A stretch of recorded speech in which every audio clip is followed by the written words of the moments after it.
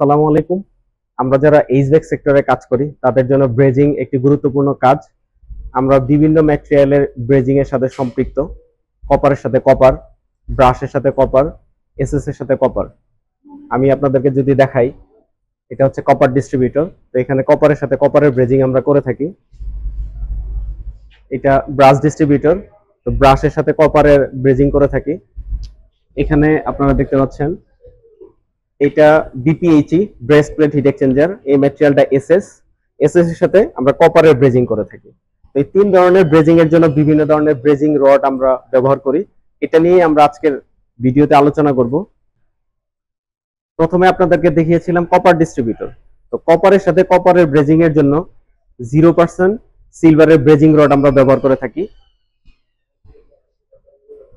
এই যে এটা হচ্ছে 0% সিলভারের ব্রেজিং রড।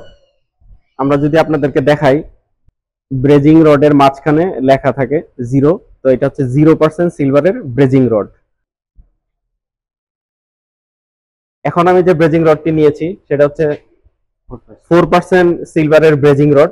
তো 4% সিলভারের ব্রেজিং রডটি ব্যবহার হয় ব্রাশ ডিস্ট্রিবিউটরের সাথে কপার, অর্থাৎ ব্রাশের সাথে কপারের ব্রেজিং এর জন্য 4% সিলভারের ব্রেজিং রড ব্যবহার করি।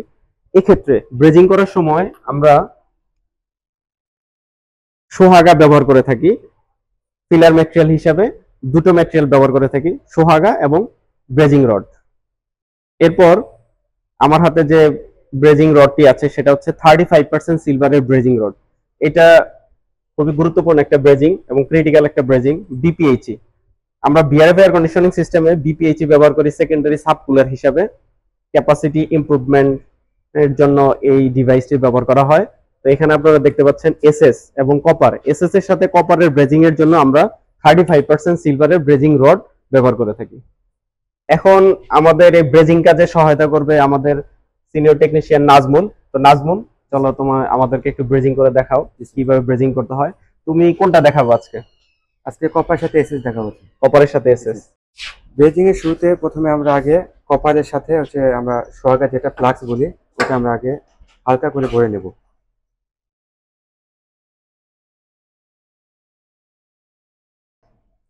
এবং সেম ভাবে আমরা বিপিএইচি যে এসএস পাইপ আছে ওটা তো আমরা হালকা ভাবে ভরে নেব।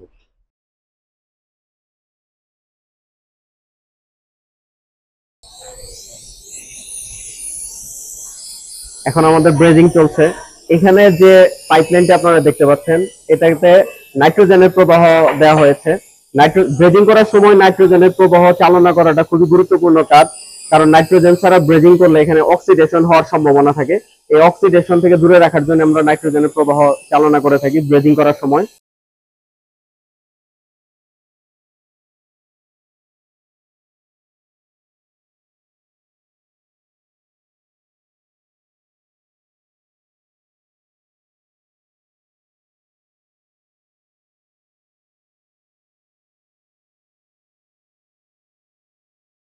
আপনারা এতক্ষণ এসএস এর সাথে কপারের ব্রেজিং এর প্রক্রিয়াটা দেখলেন।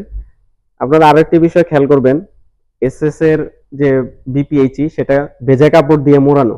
ভেজা কাপড় দিয়ে মোড়ানোর একটি উদ্দেশ্য রয়েছে, ভিতরের আমরা যখন ব্রেজিং করি প্রচুর হিট জেনারেট হয়, এই হিটে যাতে ভিতরের প্লেটগুলো যাতে না গলে যায়, এই জন্যই আমরা ভেজা কাপড় দিয়ে তাপ প্রতিরোধক হিসাবে ব্যবহার করে থাকি।